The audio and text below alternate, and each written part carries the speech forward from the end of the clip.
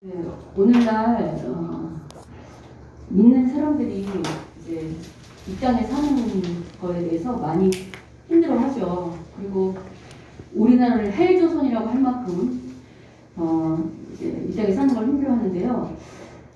그럼에도 불구하고 우리가 이제 그런 얘기 많이 하잖아요. 이 땅의 모든 권세가 하나님 손 아래 있다.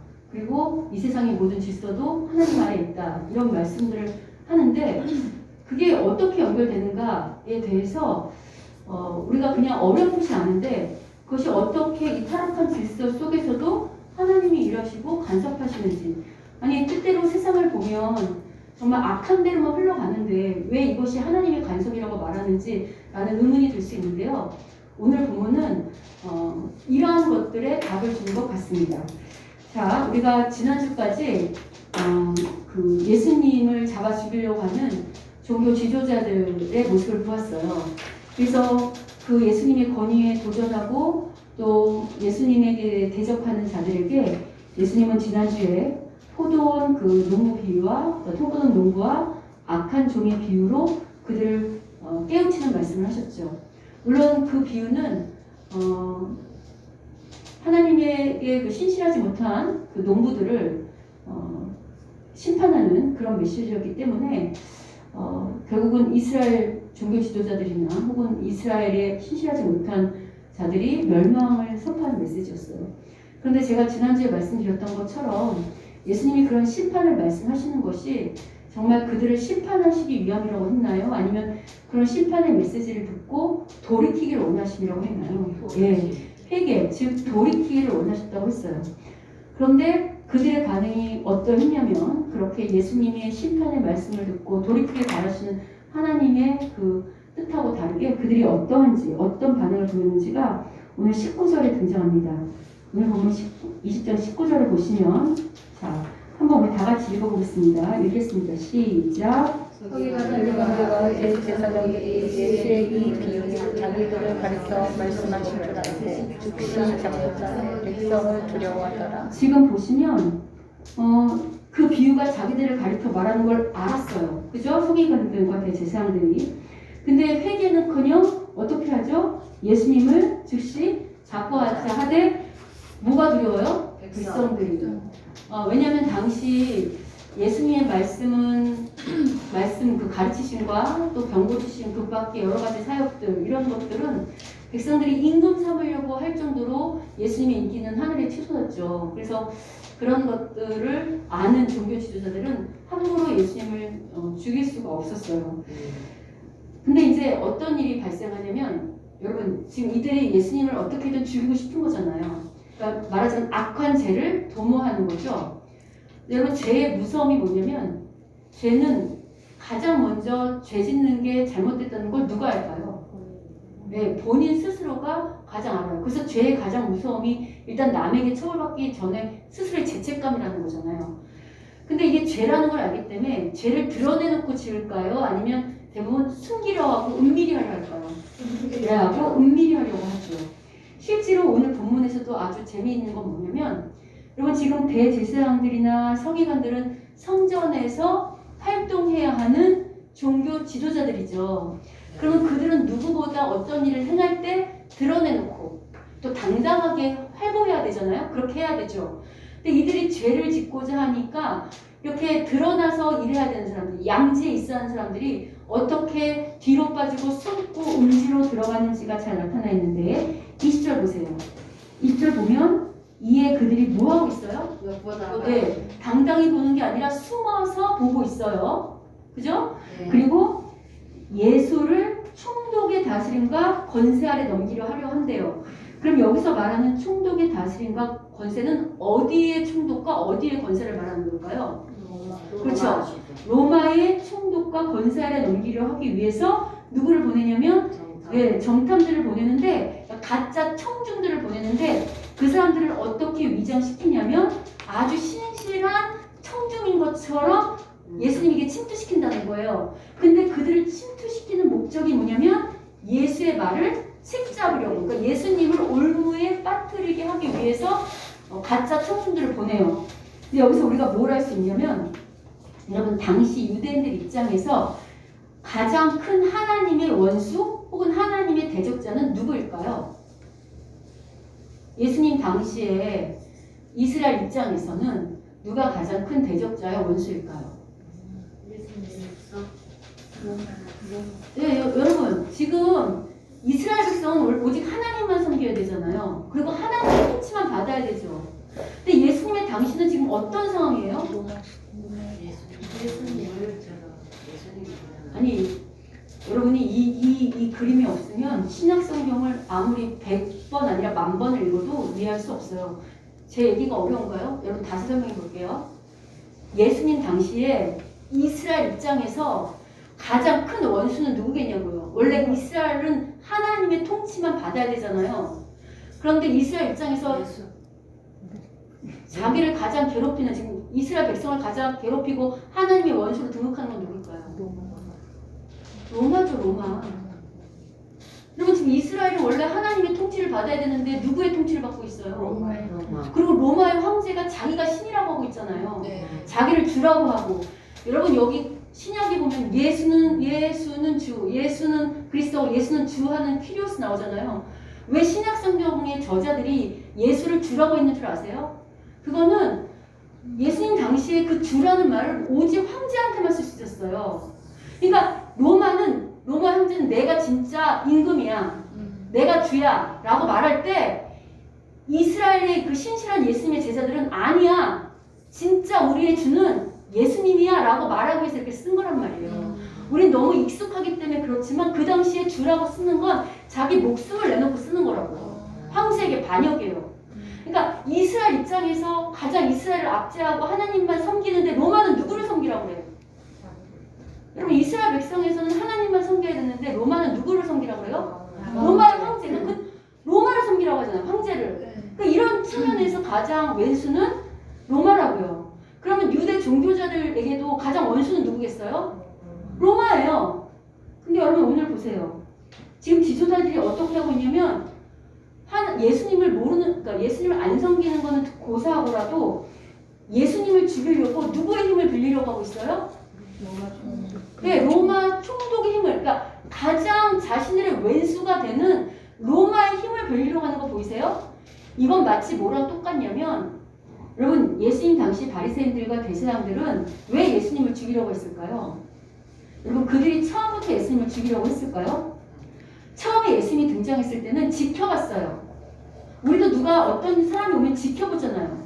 그러나 그들이 진짜 하나님의 종들이고 성전의 제사장들이고 지도자들이었다고 한다면 예수님을 지켜볼 때 어떤 관점으로 지켜봐야 했을까요? 그가, 예수님이 하나님의 뜻대로 행하는지, 하나님의 말씀에 맞게, 그 원리에 맞게 그렇게 삶을 살고 그렇게 가르치고 행하는지를 지켜봐야 되겠죠. 거기에 초점이 있어야 되겠죠. 근데 여러분 종교 지도자들은 어디에 초점이 있는 줄 아십니까? 아마 그들이 거기에 초점이 있었다면 예수님을 죽이려 하지 않고 그가 누군지를 알아보는 길로 나아갔을 거예요. 근데 그들의 관심은 내 편이냐 아니냐에 관심이 있었어요. 이건 뭘 말하느냐? 당시 종교 지도자들은 겉으로는 하나님 일을 하고 있지만 지난주가 지지난주에 제가 왜 그 안나스 대제사장 하면서 성전 매매센터, 말하자면 오늘날 같은 성전 마트가 있었다, 제수 용품 파는 마트가 있었다 이렇게 설명해 드렸던 것처럼 이 종교 활동을 자신들의 욕심을 채우고 또 기득권이잖아요. 어쨌든 높은 자리에 있는. 그래서 그런 것들을 누리는 데만 관심이 있었단 말이에요. 그러니까 예수님이 내 편이 되면, 왜냐면 예수님이 백성들한테 인기가 있잖아요. 그 인기가 있는 그 예수님이 우리 편이 되면 좋은데 예수님이 우리 편이 되어주는 것이 아니라 당시에 그 종교 지도자들이 만든 자기들만의 종교적인 틀이 있었나요? 없었나요? 율법이라는 자기들이 이 모세율법 말고도 더 많은 율법을 만들고 자기들의 생각에 갇힌 틀이 있었잖아요. 근데 여러분 예수님이 오셔서 자꾸 도전하고 깼던 게 믿지 않는 자들이 아니라 누구의 틀을 깼죠? 믿는 자 중에서 특별히 종교 지도자들의 잘못된 관행과 관습과 욕심과 틀을 깼다고요. 그러니까 자꾸 자기들에게 도전하니까 관심이 하나님께 있는 게 아니라 자기들에게 있기 때문에, 나한테 있기 때문에 내가 지니고 있는 기득권 또 혹은 내가 가지고 있는 틀을 무너뜨리는 예수님을 결국은 어떻게 하고 싶죠? 죽이고 싶어요.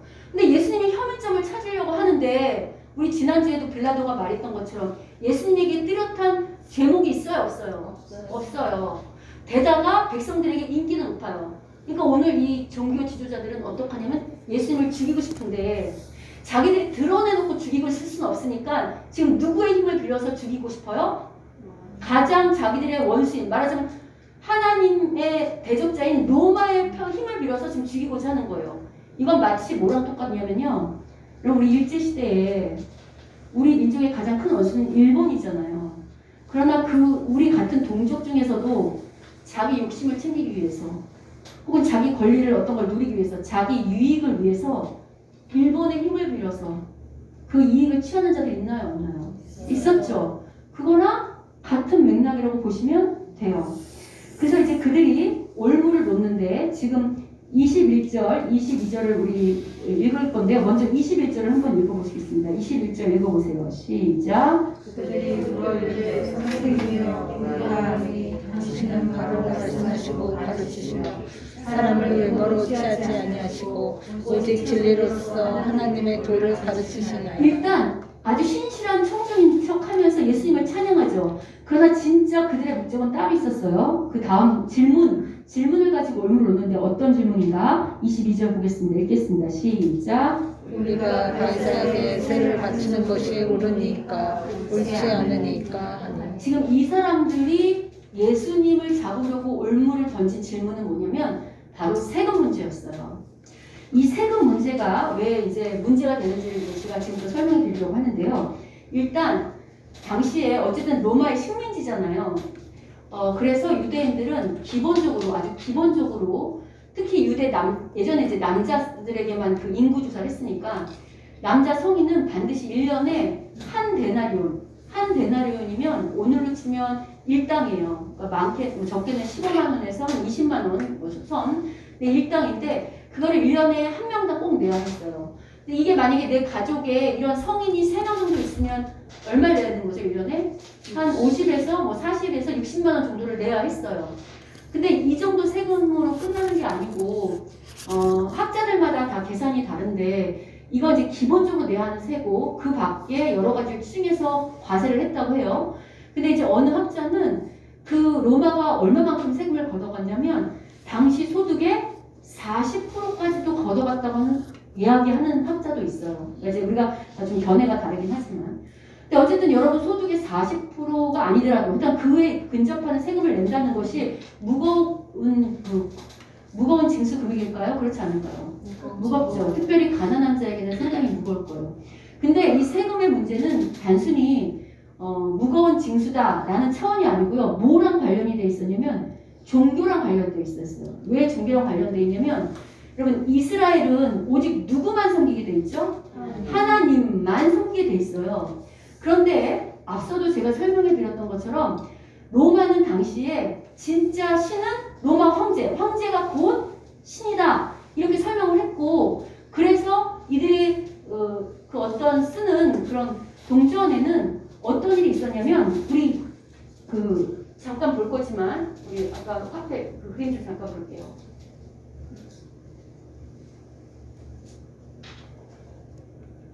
보시면 그 데나리온 동전에 누가 그려져 있어요? 이 황제예요. 황제 그림이 그려져 있고 여기 아우구스투스 이렇게 써 있는 거예요. 이제 이쪽에는 그때 황제 이름들이 써 있는 거고 아우구스투스가 그러니까 가이사가 황제란 뜻이에요. 네, 가이사가 그게 어떤 사람의 이름이 아니고 이제 황제 이름이 가이사, 아우구스투스 이렇게 돼 있는 거예요. 그러니까 로마 황제를 지칭하는 거예요. 근데 이런 어떤 세금을 바치는 것이 마치 이게 지금 보시는 것처럼 황제의 그림이 그려있기 때문에 아까 이스라엘은 누구만 섬겨야 된다 그랬죠?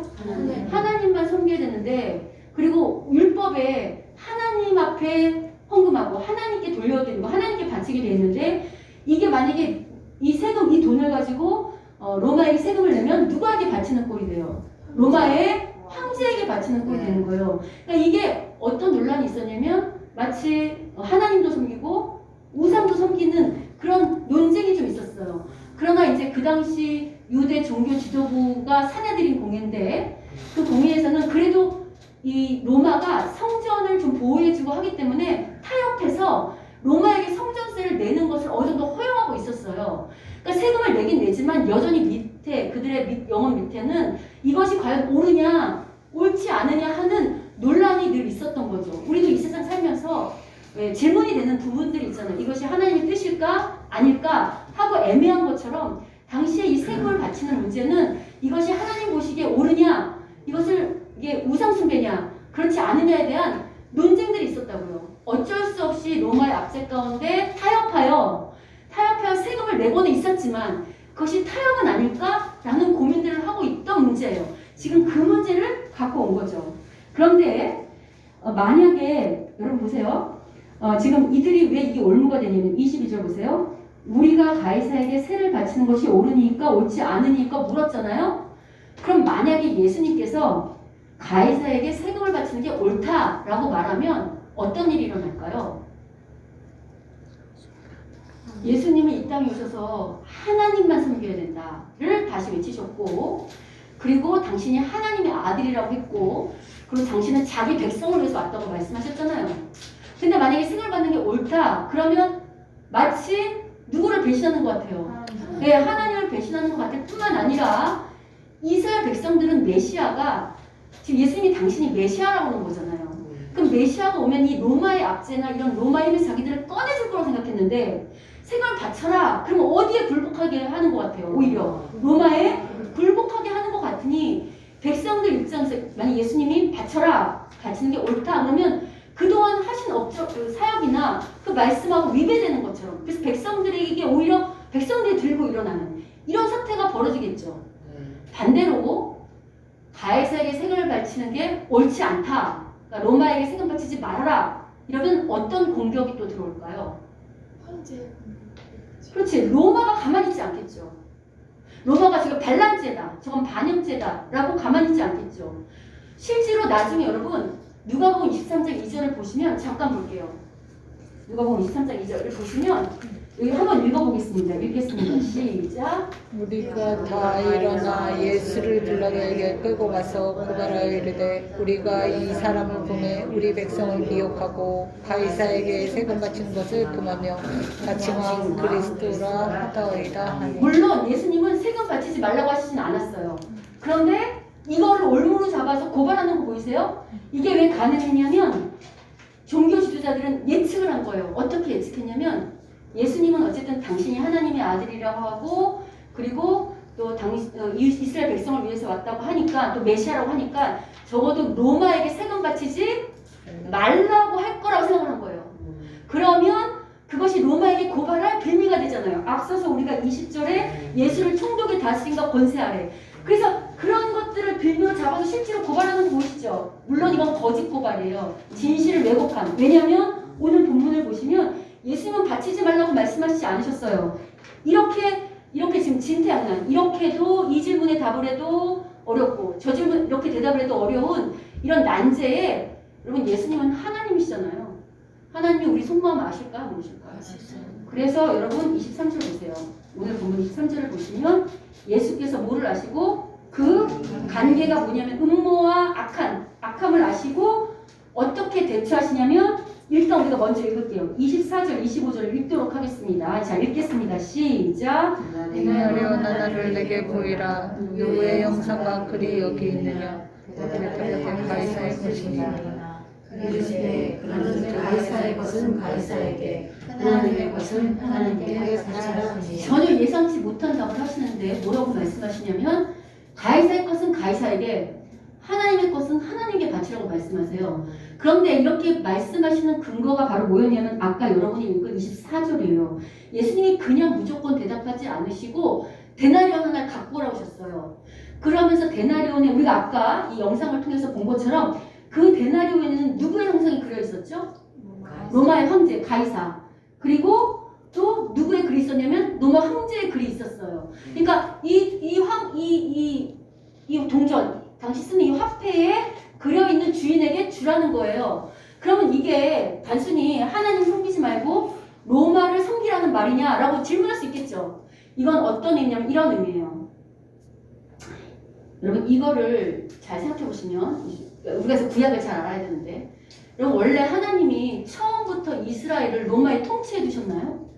아니에요. 하나님은 애굽에서 종돼서 죽을 수밖에 없는 이스라엘 구원하셨어요. 맞죠? 네. 구원하시기만 한 게 아니라 뭐 주셨냐면 잘 누리고 살 수 있는 뭐 주셨죠? 땅. 여러분 이거는 그냥 찌르면 나올 정도로 외우셔야 돼요. 이게 그냥 머릿속에 그림이 그려 있어야 돼. 여러분 예수님을 5년 믿고 10년 믿고 20년 믿었는데 이런 말씀을 모르잖아요? 그러면 왜 신앙이 자꾸만 다른 데로 가고 여러분이 본질이 아닌 다른 소리를 하냐면 성경을 잘 몰라서 그래요. 이게 어떻게 기초가 탄탄히 올라가는지 모르니까 다 내 신앙에 기초하니까 여러분이 자꾸 다른 소리를 하시는 거거든요. 잘 생각하시면 하나님이 죄사함만 하신 게 아니고 그렇게 왕의 자녀답게 살 수 있도록 땅을 줬단 말이에요. 그죠? 그럼 그 땅에 살 때 이들이 내는 세금은 누구에게만 바치게 돼 있어요? 그렇지? 제사 예물로 드리겠지 다른 세금이 없이 다 하나님께만 드리게 돼 있었잖아요.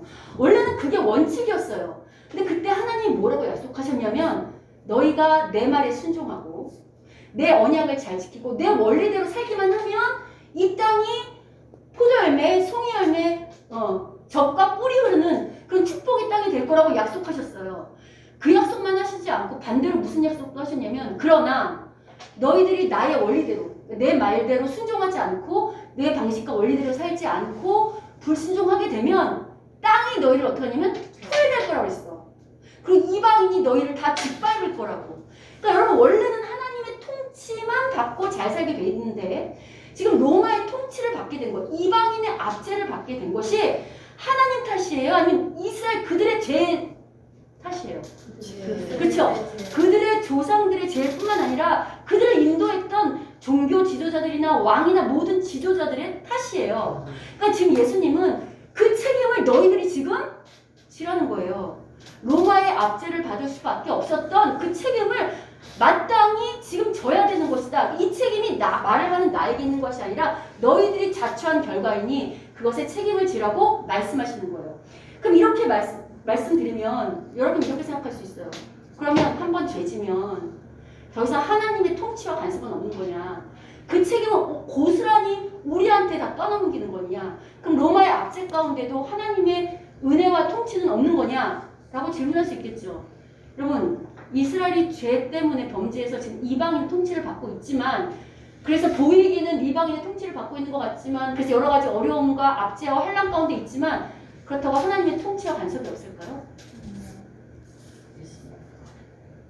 있지요. 그걸 어떻게도 알 수 있냐면 원리가 똑같아요. 어떻게 똑같으냐면 여러분 처음 창세기를 떠올려 보세요. 창세기 원리가 똑같거든요. 잘 떠올려 보세요. 처음에 하나님이 사람을 만드셨죠. 사람을 먼저 만드셨다고 그랬어요? 아니면 아담이 잘 살 수 있는 환경을 먼저 만드셨다고 그랬어요? 그렇지. 그가 마치 땅을 선물로 주신 것처럼 그가 잘 누릴 수 있도록 모든 것을 다 만드시고 마지막에 사람을 만드셨어요. 그리고 거기를 에덴이라 하시고 그걸 살게 하셨죠. 그러면 거기서 아담은 행복하게 잘 살 수 있는데 조건이 뭐냐면 내가 하나님 되지 않고 누구의 말씀에 순종하며 그러니까 하나님의 말씀과 원리와 방식대로 살기만 하면 그 에덴에서 누리고 살 수 있었어요. 근데 여러분이 아시는 것처럼 아담이 그대로 살았나요? 아니면 하지 말라는 내가 하나님이 되는 그 죄를 범하는 선악과를 범죄했나요? 범죄했죠. 그 결과 어떻게 됐죠? 에덴에서 쫓겨났어요. 그럼 에덴에서 쫓겨난 다음에 하나님은 더 이상 아담에게 간섭하지 않으셨나요? 그렇지 않아요. 그걸 어떻게 할 수 있냐면 여러분 하나님께서 아담을 만들었을 때 했던 축복의 약속이 뭔지 아세요?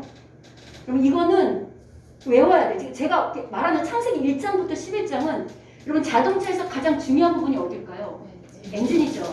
창세기 1장부터 11장은 엔진이에요. 그래서 저희는 1장부터 11장이 머릿속에 딱 들어있어야 되거든요. 근데 보시면 하나님이 처음에 아담 만들 때 약속했던 게 뭐냐면 생육하고 번성하라. 땅에 충만하라. 땅을 정복하고 다스려라. 이게 그게 줬던 축복이에요. 그럼 원래는 선악과를 따먹으면 죽는다고 그랬죠. 근데 여러분 선악과 따먹자 죽었나요? 안 죽었어요.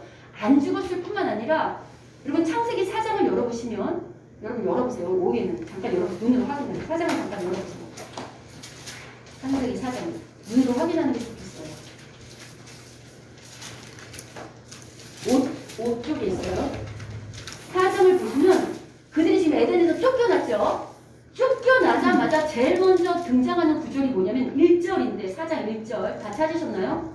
창세기 4장 1절 함께 보겠습니다. 자, 찾으셨습니까?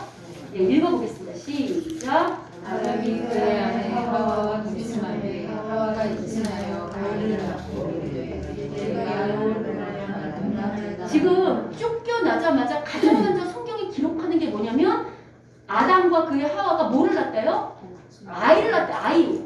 자손을 낳은 게 중요해요. 이게 왜 중요하냐면 생육하고 번성하라는 그 축복의 약속이 여전히 그들이 범죄했지만 하나님의 여기서 여호와로 등남했다고 말하잖아요. 여전히 하나님의 간섭과 통치가 있는 거 보이세요? 여러분 보이십니까? 그리고 그 이후에 그들이 낳은 후손들은 하나님께 제사도 드려요. 맞죠? 비록 쫓겨났지만 그 속에도 하나님의 은혜와 하나님의 통치와 하나님의 약속이 있다는 거, 어느 정도 있다는 거 보여요. 근데 문제는 뭐냐면 범죄했기 때문에 이제는 죄가 만연하잖아요. 그래서 이들이 어떻게 해야 되냐면 죄 가운데 살 것이냐 아니면 하나님의 앞에 서야 될 것이냐를 더 많이 고민해야 되는데 한번 타락한 인간이 얼마나 죄에 빠지기가 쉬운지를 창세기 4장이 고발하고 있거든요. 하나님은 여전히 통치하고 은혜를 주고 계시지만 이들이 가장 먼저 자손을 낳자마자 일어난 사건이 뭐죠? 4장에? 여러분 4장이 고발하는 인간이 에덴에서 쫓겨나자마자 할 수밖에 죄를 지을 수밖에 없다고 등장하는 게 뭐예요? 여러분 살인사건인데 그냥 살인사건이 아니고 어떤 살인사건이죠? 형제 살인사건이에요. 여러분 살인사건 중에서도 가장 극악무도한 게 친족 살해사건 아니에요? 지금 성경은 죄에 떨어진 인류가 가장 먼저 범죄하는 게 뭐냐면 친족, 살인밖에 할 수 없는 대로 인간이 그렇게 죄인이라는 걸 고발하고 있어요. 여러분 아시는 것처럼 가인이 아벨을 죽일 때 무고한 아벨을 죽였잖아요. 근데 앞서도 말한 것처럼 이 타락한 세상에도 여전히 하나님이 간섭하고 계시다는 게 여러분 가인이 아벨을 죽였을 때 가인은 몰래 죽였겠죠. 은밀히. 하나님 이걸 아실까요? 모르실까요? 아세요. 그래서 어떻게 하냐면 여기 앞에 보세요. 창세기 4장 9절을 보시면 이 죽인 걸 아시고 하나님이 가인 앞에 나타나세요. 그래서 뭐라고 말씀하시냐면 이렇게 말씀하세요. 같이 한번 읽어보겠습니다. 읽겠습니다. 시작. 여호와께서 가인에게 이르시되 내 아우와 아벨이 어디 있느냐 그가 이르되 내가 알지 못하나이다 내가 내 아우를 지키는 자니까 이르시되 내가 무엇을 하였느냐 내 아우의 핏소리가 땅에서부터 내게 호소하느냐. 하나님이 지금 주인 거 다 아시고 지금 책망을 준비하시죠. 그래서 그 다음에 뭐라고 말씀하시냐면 이렇게 말씀하세요. 보세요. 땅이 그 입을 벌려 네 손에서부터 네 아우의 피를 받았은즉 네가 땅에서 뭐를 받는데요? 예, 저주받는다고 하시면서 밭을 갈아도 효력이 없고 너는 땅에서 피하고 유리가 뭐냐면 떠도는 자가 될 거라고 지금 저주의 말씀을 하세요. 그러니까 여전히 에덴에서 쫓겨난 타락한 세상의 질서 가운데 빠졌다 할지라도 그 안에 하나님의 간섭이 있어요? 없어요? 있어요. 근데 이 정도가 끝이 아니고 이제 이렇게 하니까 하나님이 저주의 말씀을 하시니까 여기에 누가 반응하냐면 가인이 반응해요. 왜 우리도 혼나면 하나님 어쩌고 하는 것처럼 반응을 하는데 뭐라고 반응하냐면 이렇게 반응합니다. 자 읽어보겠습니다. 읽겠습니다. 시작. 가인이 여호와께 아뢰되 내 재물이 진주가 너무도다 주께서 너희 지면에서 나를 쫓아내시온즉 내가 주의 말씀을 외우지 못하리니 내가 땅에서 피하여 여기에 전사가 되리라. 무릇 나를 만나는 자마다 나를 죽이겠나이다. 지금 무슨 소리냐면 아무나 가인을 죽이겠어요? 여러분 지금 가인이 누굴 죽였냐면 아벨을 죽였잖아요.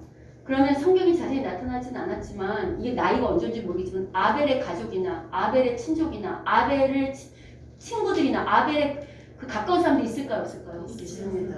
여러분 만약에 누군가 여러분의 아버지나 동생을 죽였어요. 그냥 두시겠어요? 복수하고 싶은 마음 있어요? 없어요? 있죠? 그러니까 죽였기 때문에 이 사실이 밝혀지면 아벨 쪽에서 가인을 죽일 수도 있어요. 지금 그런 얘기를 하는 거예요. 보복이 들어올 수도 있는데 하나님 나를 보호하지 않고 떠돌다가 길에서 정말 어떻게 죽을지 모르는 사람 만들면 어떡합니까? 라고 지금 가인이 항변하고 있어요. 하나님 그 다음 뭐라고 하시냐면 이렇게 말씀하세요. 여호와께서 그에게 이르시되 그렇지 아니하다. 가인을 죽이는 자는 벌을 몇 배나 받는데요? 7배나. 그러면서 뭐까지 주시냐면 가인에게 그러니까 가인을 죽이려고 할 때 이 표를 보이면서 나 죽이면 하나님이 7배로 갚는다고 하셨어 라는 표를 주신다는 거예요. 그래서 그를 만나는 모든 사람에게 뭐를 면하게 하신대요? 그럼 이렇게 말하면 여러분 이런 생각할 수 있어요. 뭐야 하나님은 살인한 사람도 그냥 무조건 용서하시는 거야? 그냥 감싸주시는 거야? 여러분 이 말은 그런 의미가 아니에요. 여러분 잘 생각해 보세요. 만약에 하나님 이걸 몰라라 해서 지금 가인이 아벨을 죽였기 때문에 아벨의 친족이나 그와 가까운 자가 가인에게 복수를 했어요. 그럼 이번에 가인이 죽었죠. 이번에 또 누가 가만히 있지 않을까요? 가인의 가족이나 친구나 가까운 자들이 가만히 있지 않겠죠. 그 죽인 자를 찾아가 또 복수하겠죠. 그럼 반대로 이쪽을 죽인 자는 이쪽에서 복수하겠죠. 무슨 의미인가? 이걸 그냥 두면 계속해서 피해 보복과 피해 복수가 끊임없이 반복되는 비극이 벌어질 거라는 거예요. 여기까지 이해되세요? 그러니까 하나님은 단지 가인을 보호하는 것이 아니라 세상이 무법천지가 되고 폭력천지가 되고 복수의 피가 막 함부로 요동치는 것을 이미 타락했기 때문에 자기들이 주인이기 때문에 얼마든지 그럴 수 있잖아요. 그것을 막기 위한 아주 기초적인 시스템을 지금 주시는 거예요. 그래서 여러분 성경학자들은 이것을 보고 뭐라고 말하냐면 이게 인류 최초의 정부 시스템이다. 왜냐하면 여러분 악한 정부라도 무정부보다 낫다. 그런 말 들어보셨어요? 아니 그런 말 한 번도 안 들어보셨어요? 들어봤어요. 왜 그 얘기를 할까요? 여러분 정부가 아예 없어. 아무도 이것을 통치하거나 이것을 관장하는 법도 없고 질서도 없어. 그럼 어떤 일이 벌어날까요? 조용해요? 무질서. 여러분 도둑들이 강도들이 힘 있는 폭도들이 여러분 예전에 미국에서 그 치안이 안 됐을 때 그 LA 폭동 일어나서 아무 가게나 다 부수고 탈취하는 거 보셨어요? 그러니까 그런 기초 질서, 기본 치안이 전혀 유지되지 않아요. 그래서 악한 정부라도 무정부보다 낫다고 하는 거예요. 이해가 되세요? 지금 그런 정부 시스템, 기본을 세상에 타락한 세상이 더 이상 무질서이지 않도록, 더 이상 폭력이나 그 밖에 무법천지가 되지 아니하도록 하나님이 이미 타락한 세상도 간섭하신다는 거예요. 뭐를 통해서? 이 세상의 정부를 통해서. 이 세상의 타락한 세상 가운데 세워진 질서나 나라나 법이나 여러 가지 것들을, 그런 규율을 통해서 은혜를 베푸신다는 거예요. 이거를 일반 은총이라고 하죠. 여러분 잘 보시면 하나님이 믿는 자에게만, 여러분 태양과 비를 만드신 분이 하나님이시잖아요. 맞죠? 그럼 하나님이 믿는 자의 하나님이라면, 여러분은 어릴 때 교회 다닐 때 하나님은 우리만의 하나님이라고 생각했잖아요. 그냥 교회 안에 있는 하나님. 여러분 그렇다고 한다면 창조주신 하나님이 그 태양과 비를 누구한테만 내려줘야 돼요? 근데 여러분 잘 보시면 믿지 아니하는 자들에게도 태양과 비가 내려야 안 돼요. 믿지 않는 자들에게도 선한 양심이라는 게, 그 양심, 선한 좋은 건 하나님께로 왔다 그랬잖아요. 그게 있어서 선한 일을 하려고 하고 선한 뜻을 추구하려는 그런 일반 은총이 있어요? 있죠? 그게 다 하나님의 질서 가운데 있다는 거예요. 그래서 지금 예수님께서 이야기하는 것이 이게 가이사의 것, 예수님이 지금 가이사의 것은 가이사에게, 하나님 것은 하나님께 바치라는 것이, 이 타락한 질서 가운데도 하나님이 얼마든지 간섭하고 또 함께 하시고 계시니 그것에 순복하라는 거예요. 하나님의 통치가 있으니. 근데 여러분 이게 단순히 지금 예수님만 그러는 게 아니고 이렇게 타락한 질서 가운데도 누가 붙잡고 계시냐면 하나님이 붙잡고 계시다는 것을 예수님만 말씀하시는 게 아니고 바울도 얘기하고 있어요. 어떻게 말하고 있냐면 로마서에서 바울이 말하고 있는데요. 로마서 13장 1절부터 7절을 좀 보겠습니다. 자, 그래서 바울이 로마서에서 이렇게 말하거든요.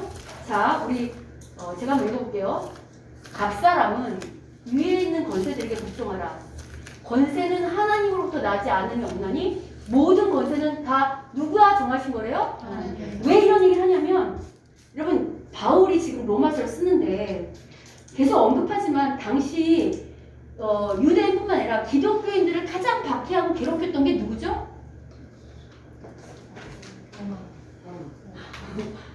여러분 로마잖아요. 앞에서 열심히 설명했잖아요. 네로 황제가 기독교인 박해해서 굴로 숨었잖아. 그래서 여러분 기독교인들이 죄송한데 무지하거나 무식하면 안 돼요. 그러니까 계속 말씀드리지만 이건 역사라 그랬잖아. 로마서를 쓰고 있을 당시 이스라엘의 가장 큰 환란은, 오늘날 여러분의 가장 큰 대적자는 돈일지 모르겠지만 물질인지 모르겠지만 그 당시는 당장 로마가 칼을 들이댄다고. 그러니까 로마가 가장 무섭다고요. 그런데 그럼 이런 질문할 수 있잖아요. 로마가 우리 이렇게 대적하는데 그 로마의 권력 앞에 그 통치자 앞에 우리가 순복하는 게 맞습니까? 틀리니까? 마치 아까 가이사에게 세금을 옳으니 바치는 것이 옳으니까 아니니까 하는 것처럼 바울에게도 로마가 이렇게 우리를 압제하는데 이 통치자들을, 이 권세자들을, 총독도 있고 있잖아요. 그들을 인정하는 게 옳으냐 아니냐 논쟁이 있었을까요? 없을까요? 그렇죠? 거기 지금 바울이 말하는 거예요. 얘들아, 너희들이 볼 때 이 세상 권세자들이 믿지 아니한다 할지라도 그 권세들에게 복종해라. 왜 그러냐면 그 권세는 다 누구로부터 왔대요? 하나님부터 왔대요. 그게 하나님, 바울 얘기 그거예요. 이 세상에 어떤 것도 아까 우리가 앞서서 살펴본 것처럼 타락했다 할지라도 그 타락한 죄 가운데 있는 질서 가운데도 누구의 간섭과 누구의 섭리가 있다는 거예요. 하나님의 통치와 하나님의 간섭이 있기 때문에 그 어떤 것도 하나님으로부터 나지 않은 게 없다는 거예요. 모든 권세는 다 누가 정한 거래요? 하나님이. 그래서 그 권세를 거스르는 거, 그 누구를 거스르는 거랑 똑같대요. 하나님께 불순종하는 거랑 똑같다는 거예요. 그러면서 그 다음 뭐라고 하냐면 이렇게 말해요. 자, 대신에 이제 다스리는 자들은 어떤 마음을 가져야 되냐면 하나님을 모른다 하더라도 나한테 이런 권세를 주신 것은 선한 일 때문에 그렇다는 거야. 선하게 이들을 통치하기 위해서 준 거지 악하게 내 욕심 채우라고 준 건 아니라는 거예요. 근데 세상의 통치자들은 그걸 알까요? 모를까요? 아는 자도 있고, 여러분 세상의 통치자라고 다 악하게 하지 않잖아요. 선한 왕들도 있잖아. 그러나 그들이 온전히 살 수는 없겠지. 인간의 죄기 때문에. 그러나 악한 자들은 결국은 심판을 받기 때문에 그들은 언젠가는 하나님 앞에 쓴다는 거예요. 그건 하나님께 맡기고 우리는 순복하는 게 맞다는 거예요. 그러면서 그 다음 뭐라고 하냐면 여기가 재밌어요. 자, 읽어보세요. 이거 한번 읽겠습니다. 시작. 하나님의 사자가 내게 선을 베푸는 자니라. 그러나 내가 여러분의 권세로 하나님의 팔을 받지 않았으니 곧 하나님의 사자가 되어 악을 행하는 자에게 진노하심을 따라 보호하는 자니라. 지금 세상의 권세를 잡은 자들은 믿지 아니하는 자들이잖아요. 근데도 권세 잡은 자를 뭐로 표현하고 있어요? 하나님의 우리는 하나님의 사역자. 그러면 신실한 목사, 신실한 전도사, 신실한 권사, 신실한 종들만 생각하잖아요. 근데 지금 바울은 그들도 누구의 사역자래요? 그걸 한 번만 말하는 게 아니고 하나님의 사역자, 하나님의 사역자 반복하는 거 보이세요? 그래서 그 다음 보세요. 그 다음 보면 그런 걸 복종하라는 거예요. 근데 복종하는데 그들이 무서워해서 하지 말고 그들이 무서워서 하는 게 아니라 하나님의 말씀과 우리에게 주신 양심의 빛이 있을 거 아니에요. 그러니까 만약에 양심에 어긋나는 일을 시키는 건 해야 돼요? 하지 말아야 돼요? 하지 말아야 되지만 기본적으로 이 질서 법에서 통치자들의 말이 하나님의 양심에 비추어 혹은 하나님의 말씀에 비추어 그렇게 어긋나지 않는다면 다 해야 돼요. 그래서 여기 보세요. 계속해서 조세 문제가 예수님 시대만이 아니라 바울 때도 이게 계속해서 논란이 되는 거 보이시죠? 그래서 바울이 뭐라고 그래요? 너희가 조세를 바치는 것도 이로 말미암으리라.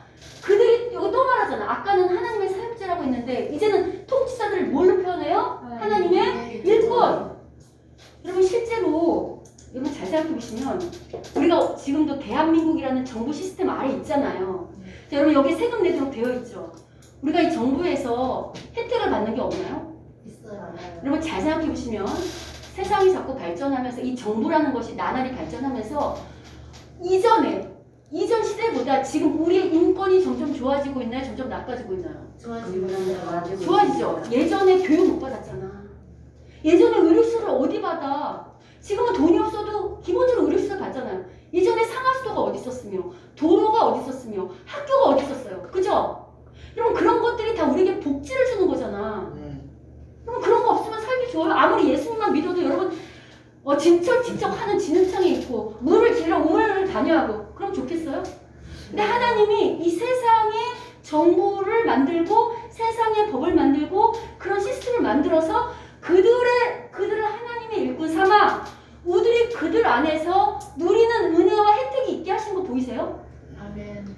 그러니까 거기가 이게 단순히 세금을 바치는 문제가 비록 우리의 죄 때문에 할 수 없이 떨어져서 오직 하나님께만 섬겼어야 되지만 그러지 못해서 열방이 이방 나라가 생기고 우리가 이 세상의 질서에 순응할 수밖에 없게 됐지만 그러나 우리를 사랑하는 하나님은 이 세상의 질서를 통해서도 우리에게 은혜를 베푸시고 간섭을 하시니 그 속에 있는 그 통치를 인정하면서 마땅히 너희에게 있는 그 질서 가운데 생을 바치는 게 맞다라고 말씀하시는 거예요. 여기까지 아멘입니까? 이해되세요? 그럼 이제 이렇게 질문할 수 있어요. 그럼 목사님 그럼 이 세상이 하나님의 일반 은총이니까 그럼 세상은 세상대로 섬기고 하나님은 하나님대로 섬기라는 거예요. 그러면 하나님의 뜻은 그냥 교회 안에 있고 이 세상은 보면 이렇게 좋은 일도 있지만 악한 일도 있고 나쁜 정보도 있고 우리에게 불이익을 당하는 우리가 꼭 좋은 것만 누리는 건 아니잖아요. 그런 것도 있는데 그럼 그건 뭡니까? 그런데 하나님은 그럼 손 붙잡고 가만히 계시는 겁니까? 그럼 거기서 하나님의 일하시는 뭡니까? 라고 질문할 수 있죠. 여러분 지금 우리가 세상이 타락한 역사가 막 흘러가는 것 같고 세상이 자기 맘대로 춤을 추는 것 같지만 오늘 말씀은 그 뒤에 배후에 누가 계시다고 말해요. 그러면 여러분 하나님이 통치한다고 할 때는 항상 하나님의 일에는 목적과 뜻이 있다고 했죠. 여러분 대답. 여러분 하나님이 어떤 일을 하실 때는 반드시 목적과 뜻이 있다고 했어요? 없다고 했어요? 있어요. 하나님의 목적과 뜻이 있어요. 여러분 기본적으로 성경이 말하는 하나님의 뜻은 뭐냐면 창세기에서 사람을 만드신 목적이 뭐였냐면 이 만든 이 피조물이 온전히 모든 인류가 정말 번성하고 생육하고 번성하고 땅에 충만하고 땅을 정복하고 다스리되 그 원리를 누구의 원리대로? 하나님의 원리대로 하나님의 법대로 하나님의 방식대로 하나님을 찬양하며 하나님과 늘 동행하며 살기를 원하셨던 거잖아요. 근데 그게 무너진 거죠. 다시 이스라엘 부르고 다시 우리를 부른 목적도 뭘까요? 다시 그 하나님의 뜻을 이뤄가는 거잖아요. 그래서 우리가 하나님 나라를 세우는 거잖아. 이 세상이 타락했다 할지라도 우리 믿는 자들은 그렇지 않은 창조의 원리대로 그 원리대로 살고 그대로 사는 것을 보여내는데 우리 힘으로는 안 되니까 마지막 날 있잖아. 마지막 날 누가 다시 오세요? 예수님 오실 때는 온전한 하나님 나라가 이루어진다 그랬잖아요. 세상의 역사는 그리로 향하고 있어요. 지금 이렇게 어떤 나라가 여러분 로마가 지금도 있어요? 없죠? 세상은 자기들이 힘이 있어서 일어나는 것 같지만 하나님은 로마 그런 어떤 세상의 역사를 주관하시면서 점점점 어디로 데리고 가시냐면 마침내 하나님 나라가 이 땅에 온전히 세워지는 대로 이 역사를 준행하고 계시다고. 그 과정 가운데 이 질서를 붙잡고 계시니 우리가 어떠한 상황이 있든 그게 우리 눈에는 다 이해가 되지 않더라도 그 질서에 순응하는 것이 하나님의 질서에 순응하시는 것이며 하나님의 목적에 순응하는 거죠. 이걸 어떻게 알 수 있냐면 이걸 잘 보여주는 구약의 모형이 있어요. 그게 어디 등장하냐면 에스라에 등장하는데 그 말을 듣기 전에 먼저 제 설명을 잘 들어보세요. 여러분 구약의 이스라엘 백성은 가나안 땅에서 잘 살았어야 되죠. 맞죠? 아까 제가 설명해드렸잖아. 앞서서 하나님 원리대로 잘 살았어야 된다고. 그렇게 살지 못할 때는 땅이 너희를 어떻게 한다 했어요? 토해낸다. 이방의 식민지가 된다. 기억나세요? 실제로 구약의 이스라엘은 가나안 땅에서 하나님의 사명대로 잘 살았나요? 아니면 하나님께 불순종했나요? 네, 하나님도 섬기고 이방 우상도 섬겨서 불순종함으로 말미암아 결국 어떻게 되죠? 북이스라엘 남유다 다 멸망했잖아요. 아수르의 침략을 당하고 마지막에 바벨론에게 손에 넘어가서 바벨론 손에 있었죠. 그럴 때 하나님이 뭐라고 했냐면 바벨론 포로로 잡혀가라고 해서 니네 징벌이라고. 기억나세요? 그래서 뭐라고 했냐면 몇 년 만에 돌아올 거라냐면 70년 만에 돌아올 거라고 했어요. 근데 이제 돌아올 때 어떻게 돌아오게 하시냐면 이렇게 돌아오게 하세요. 에스라서 볼게요. 에스라서 1장. 자, 읽어볼게요. 1장, 1절, 2절. 여러분 소리내서 같이 읽어주세요. 자, 읽겠습니다. 시작. 사사왕 고레스원의 여호와께서 예레미야의 입을 통하여 하셨음을 이야기하시고 사사왕 고레스의 마음을 감동시키심에 그가 온 나라에 공포도 하고 조소를 내리되 사사왕 고레스는 말하니 하늘의 하나님 여호와께서 세상 모든 나라를 내게 주셨다고 나에게 명령하사 유다 예루살렘의 성전을 가르쳤나니. 지금 이 바사라는 것은 바벨론 다음에 일어난 메대 바사예요. 이거는 오늘로 말하면 페르시아예요. 페르시아. 여러분 에스더 아시죠? 에스더. 그게 이제 이 나라 같이에요. 여전히 이방 나라 가운데 있어요. 포로로. 근데 하나님이 어떻게 하냐면 이 이방 나라 고레스라는 사람은 하나님을 믿는 유대왕이 아니에요. 근데 그 사람한테 감동을 하시는 거야. 어느 날 그에게 마음에 감동을 하셔서 감동을 하시는 거 보이시죠?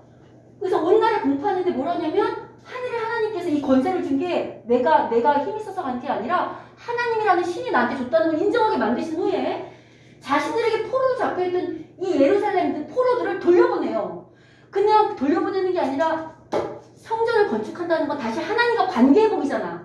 성전이 하나의 임재니까.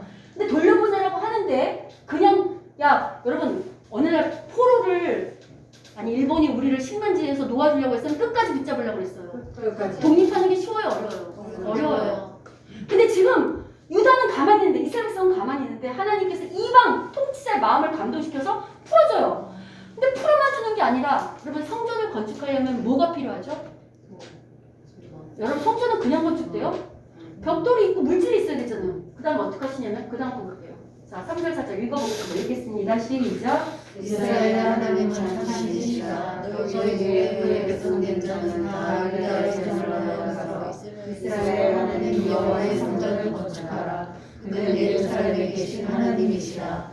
그 남아있는 백성이 그곳에 머물러 살든지 그곳 사람들이 마땅히 은과 금과 그의 목관과 수로 놓아주고 그의 예루살렘에 있는 하나님의 성전을 위하여 예물을 그에 드리지라. 지금 성전을 지을 수 있도록 은금 예물을 뒤에서 이렇게 베풀 수 있도록 실제로 여러분이 에스라서나 느헤미야서를 보면 이 고레스 왕이 그런 것들을 줄 수 있는 물질을 돌려서 보내는 것들을 여러분이 볼 수 있어요. 그러니까 지금 앞서서 말한 것처럼 하나님이 이방 통치자를 세워서 다시 성전을 건축하게 하는 것은 이스라엘이라는 나라를 다시 회복하기 위함이잖아. 마치 하나님 나라가 온전히 서게 하기 위해서 이방 통치자를 사용한 것처럼 지금 이 세상이 악하게 흘러가는 것처럼 보이지만 우리가 이 세상의 질서에 굴복하는 것 같지만 이들이 바벨론이나 메대 질서에 굴복하는 것 같지만 하나님이 때가 될 때 오히려 그 통치자의 마음 아까 바울이 말한 것처럼 하나님의 사역자 하나님의 일꾼들을 이방 통치자를 세워서 하나님의 뜻을 이루는 거 보이세요? 동일한 원리가 오늘 이 유다에도 이스라엘에 적용될 뿐 아니라 오늘 우리에게도 적용되겠죠. 그래서 예수님은 이런 원리 때문에 얘들아 하나님께서 뒤에 배후에 조정하시고 하나님 뜻을 이뤄가시기 때문에 가이사의 것은 가이사에게 하나님의 것은 하나님께 바치라고 말하고 계시는 거예요. 이해가 되세요? 아멘. 그럼 오늘 아까도 말씀드렸지만 오늘도 우리도 이 땅에서 은혜를 받잖아요. 그러나 우리는 이 세상 질서만 따라가는 게 아니라 이 안에서 뭐를 이루려고 애쓰죠? 하나님의 뜻과 목적을 이루려고 선한 하나님 나라를 세우려고 여러분이 단순히 세금만 내는 것이 아니라 하나님 앞에서 몸부림치는 거잖아요. 맞죠? 자, 그래서 다시 오늘 본문으로 돌아오시면 오늘 본문의 20장에 25절을 보시면 이렇게 말씀하시잖아요. 25절 예수님께서 그런즉 가이사의 것은 가이사에게 하나님 것은 하나님께 바치라 라고 말씀하시죠? 요 바치라로 번역된 헬라어는 아포디돔이라는 동사거든요. 근데 이 원뜻은 바치다보다는 돌려주다는 거예요. 그러니까 뭘 돌려주는 거냐면 여러분 거듭 말씀드리겠지만 여러분이 누리는 모든 것들이 여러분께 있었어요. 다 하나님 주신 거잖아요. 그러니까 하나님이 주신 것을 마땅히 하나님의 것을 돌려드리라는 건데 여러분 하나님이 다 달라고 하시나요? 아니잖아요. 하나님 이 말씀 속에 세워진 질서 법 있잖아. 11조가 율법은 아니지만 최소한의 신앙고백이다 이렇게 말씀드렸죠. 그 밖에 우리가 하나님 나라를 위해서 돌려드려야 하는 우리 각각의 감동들이 있잖아요. 그러니까 그것들을 받은 은혜에 합당하게 돌려드리라고 말할 뿐만 아니라 가이사에게 받은 은혜도 돌려드리라는 거예요. 이건 왜 그러냐면 여러분 아까 말씀드렸잖아요. 이 세상의 질서에서도 우리가 이 세상의 정보로 받는 은혜와 혜택이 있어요 없어요? 있어요. 그 도로, 교육 그리고 지금 코로나 시국에 우리나라 방역 시스템이 이렇게 좋지 않았다면 이 정부의 보호를 받지 않았다면 인도 보셨죠? 우리도 다 죽어나갈 수밖에 없어요. 물론 어떤 부분에 있어서 불이익하고 불합리하고 억울하지만 기본적으로 정보를 통해서 받는 혜택이 있어요 없어요? 있어요. 우리가 점점 더 살기 좋은 복지국가가 되기 위해서는 어떤 사람들이 많아야 될까? 무슨 의무를 제대로 해야 될까요? 그렇지, 납세 의무를 바로 해야 돼요. 맞죠? 그런데 여러분, 그럼 믿는 자는 누구보다도 더 세상에 이런 원리를 안다면 납세 의무를 바로 해야 하고 또 하나님께 바로 돌려드려야 되는데 그래서 안타까운 것은요. 믿음이 좋으면 좋을수록 자칫하면 혹은 많이 배우면 많이 배울수록 어떻게 하는 줄 아세요? 뭐에 혈안이 돼 있을까요? 어떻게 하면 세금 덜 낼까? 어떻게 하면 내가 내야 될 것들을 내지 않을까를 고민하겠죠. 오히려 믿는 사람들 중에서는 성실히 세금을 내는 사람도 있어요. 근데 믿지 않는 사람들, 그죠? 근데 믿는 사람은 세금도 내지 않을 뿐만 아니라 하나님께도 돌려드리지 않는 자들이 있을까요? 없을까요? 있습니다. 여러분, 보이는 세상의 질서에도 순응하지 못하는데 어떻게 보이지 않는 하나님께 순응할 수 있겠어요? 우리 가끔 교회 안의 질서 이런 것도 얘기하잖아요. 순종 얘기하고. 그럼 그게 진리라서가 아니라 그렇게 보이는 질서 가운데 도리나 예의나 태도도 없는데 어떻게 보이지 않는 것을 하겠냐. 같은 맥락이거든요. 자, 그러면 제가 이제 여러분께 질문할게요. 어떠세요, 여러분? 이 말씀 듣고 우리 각 사람은 이 하나님의 통치 가운데, 하나님의 이 간섭 가운데 마땅히 제대로 내야 되는, 세상에 내야 되는 납세 의무 잘 돌려드리고 계십니까? 네. 또 하나님께 받은 은혜를 잘 돌려드리고 있습니까? 여러분, 그렇지 못하는 이유가 뭔 줄 아세요? 그렇지 못하는 이유는요, 은혜를 잃어버려서 그래요. 우리가 은혜를 잊어버리면 내가 이 나라에서 받은 은혜가 있다고 하나도 기억하지 못하고, 나라가 나한테 해준 게 뭐 있는데, 내가 이 정부가 나한테 해준 게 뭐 있는데 하면 세금 내고 싶을까요? 안 내고 싶을까요?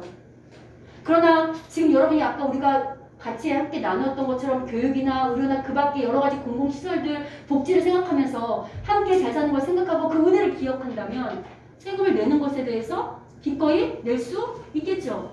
마찬가지예요. 여러분이 왜 하나님 앞에 돌려드리지 못할까요? 하나님의 은혜가 기억나지 않으니까. 이게 다 내 거라고 생각하니까. 내가 버는 거고 내가 노력하고 내가 수고한 거라고 생각하니까 못 드리는 거예요. 그러나 곰곰이 묵상할 때 이게 하나님이 주장하지 않으시면, 하나님이 건강 주시지 않으면 이 어떤 것도 내 것이 될 수 없다. 그럼 오늘의 하나님이 여러분 생명을 앗아가시면 여러분이 아무리 많은 재산자라도 그건 내게 되지 않아요. 모든 순간이 은혜 가운데 있는데 그걸 잊어버렸기 때문에 돌려드리는 거잖아요. 여러분, 그래서 예배의 제일 중요한 목적이 기억하는 거잖아요. 기억하는 거. 예배 시간에 가장 중요한 목적이 가장 중요한 건 기억하는 거예요. 이 예배를 드리면서 뭘 기억하냐면 하나님의 은혜를 기억하는 거. 그 미래를 기대하는 거. 자, 여러분 이제 말씀을 마무리하려고 하는데요. 우리가 지금 예배당 이전을 앞두고 있잖아요. 그죠? 여러분 거듭 말씀드리지만 성전은, 우리가 이제 얻는 건물은 예배당이지 성전은 아니에요. 많은 사람들이 자꾸만 예배당을 성전이라고 부르는데 예배당이 맞아요. 그럼 성전은 어떤 걸까요? 성전은 뭘까요? 내 자신에게 나 자신만 성전이라고 생각하시면 안 돼요. 그럼 이기주의가 돼. 나 자신만 성전이 아니고 나를 포함한 우리 이 한 사람 한 사람 교회로 묶인 우리 모두가 성전이에요. 그래서 성전을 세워져가는 건 나만 잘 세우면 되는 게 아니라 우리 모두가 함께 잘 세워져야 돼요. 성전이 멋지려면 우리 모두가 같이 건강해야 되고 멋져야 돼요. 맞죠? 그러면 이렇게 질문할 수 있어요. 목사님, 우리가 성전이면 굳이 예배당이 뭐가 필요해요? 우리끼리만 잘 쓰면 되죠. 여러분 이건 뭐랑 똑같으면 이런 거랑 똑같아요. 한 가족이 있어요. 가족이 여러분 큰 집에서 싸우면서 지내는 게 나아요? 아니면 차라리 큰 집에 못 산다 할지라도 서로 행복하고 배려하고 이해하면서 단칸방에 사는 게 나을까요? 요새 사람들은 하도 집을 좋아해서 그래도 큰 싸워도 큰 집에 이럴 수도 있는데 실제로는 단칸방에 사는 게 낫겠죠. 행복하게. 여러분 이 교회라는 것은 여러분이 잘 몰라서 그렇지, 여러분 저한테 혈액형 뭐냐고 물어봐 주세요. 혈액형 뭐예요? 집사님은 보세요. 저 O형이에요. 목사님은 뭐예요? 저는 C형이에요. C형이 어디 있어요? 우리는 예수의 피로, 더 이상 A형, O형, B형이 아니라 예수의 피로 거듭난 사람. 우리는 동일한 피를, 한 피를 나눈 가족 공동체라고. 그래서 예수님이 우리를 가족 공동체라고 하는 거예요. 예수의 피를 나눈 형제자매. 그러면 우리가 가족이라고 할 때 우리가 단칸방에 있어도 행복하겠지만, 여러분 이왕이면 그 단칸방에 있는 가족이 서로 잘 벌어서 아이들이 나오고 가족이 많이 생기면 그래도 단칸방보다는 방이 좀 있고 좋은 환경이 있고 넓은 집이 좋아요, 안 좋아요? 좋죠. 딱 그런 의미예요. 그들이 더 잘 살기 위해서. 마찬가지로 우리 교회 공동체가, 이 영적 공동체가 좀 더 영적으로 단단해지고 세워지고 행복하게 하나님을 잘하기 위해서 좀 더 넓은 집이 필요하기 때문에 예배당이 필요한 거예요. 자, 그러면 아까 나라 정부 시스템이 우리가 납세 의무를 잘할 때 그만큼 복지를 누리는 것처럼 하나님이 우리한테 그만한 걸 주셨을 때는 그걸 누릴 수 있는 힘도 주실까 안 주실까요? 아까 봤잖아. 고레스. 그거 성전 지을 수 충족하는 거. 그런데 교회가 안 들어가는 건 왜냐? 마땅히 돌려드려야 할 하나님의 것, 가이사의 것은 가이사에게, 하나님의 것은 하나님의 것인데 우리의 이 공동체가 마땅히 돌려야 될 걸 돌려드리지 않을 때 우리는 잘 움직이지, 운영되지 않겠죠. 여러분 우리 안에서 하나님 나라는 이 땅의 하나님 나라는 교회를 통해 드러낼 수밖에 없어요. 교회가 하나님 나라는 아니지만 지금 하나님 나라를 드러낼 수 있는 가장 최적의 모델은 교회예요. 그래서 이 교회를 통해서 하나님 나라를 드러내려면 우리 안에 우리가 해야 될 도리들을 의무들을 제대로 할 때 아까 우리 목사님이 그 기도 하셨잖아요. 하나님 보시기 좋은 우리 교회가 하나님의 선한 일들을 하나님의 뜻을 이루길 원한다고. 그 뜻을 이루기 위해서는 각 사람에게 주신 은혜와 분량이 있을까요 없을까요? 있어요. 여러분 저희가 지금 예배당 이전하면서 따로 성전도 예배당 건축하면 이런 얘기 안 했잖아요. 왜 안 하는가? 저는 성령 하나님을 믿어요. 아멘. 여러분 각 사람에게 주시는 감동이 있을 거라고 믿어요. 우리 각 사람이 다 재정의 형편과 상황들을 알잖아요. 우리 교회 어떤지. 그럼 그거에 기도해보세요. 묵상하시면 주님이 분명히 어쩌고 가이사의 것은 이만큼 하나님의 것은 이만큼 돌려드려라 라고 말하는 부분이 있을 거예요. 앞으로도 있을 것이고 그거에 우리가 순응하고 순종할 때 저부터 시작해서 우리 모두가 순종할 때 아마 이 나라가 아름답게 세워질 거라고 믿어요. 아멘. 그리고 여러분 이 모든 말씀은 축복의 말씀이라고 그러잖아요. 오늘 비록 종교 지도자들은 악한 의도로 예수님께 이런 질문을 던졌지만 오히려 그 질문이 오늘 이 타락한 세상의 질서 가운데 사는 우리들에게 어떻게 이 세상을 이해하는지 어떻게 이 타락한 세상의 정보와 질서들을 이해해야 되는지 오히려 지혜를 준 것처럼 이런 복을 받은 것처럼 이건 단순히 개념뿐만 아니라 우리가 말씀을 지키고 순종할 때 여기 약속된 게 다 복이라며. 여러분이 마땅한 도를 할 때 여러분 이 세상도 납세를 제대로 하면 납세 잘하는 사람 상도 주더라고. 그죠? 근데 하나님이 세상도 그런데 하물며 하나님이 자기 도를 마땅히 하는 그 주의 백성 더구나 하나님 나라 때문에 더 헌신하려고 하는 자들을 몰라라 하실까요? 여러분 그 믿음을 가지세요.